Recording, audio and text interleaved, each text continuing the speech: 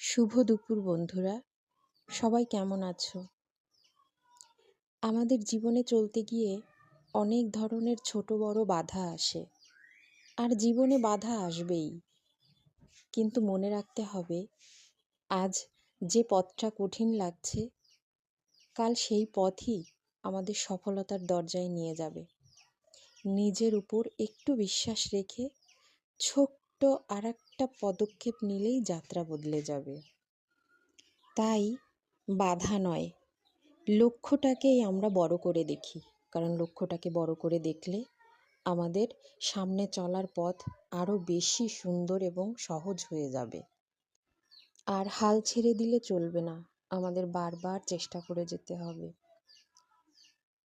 আজকে আমাদের দুপুরের মেনুতে আছে পোলাও, মাংস এবং সেই সাথে সব রকমের সবজি দিয়ে, শীতকালের সবজি দিয়ে একটা সবজি রান্না করা। সবাই তোমরা সুস্থ থেকো, ভালো থেকো। ধন্যবাদ।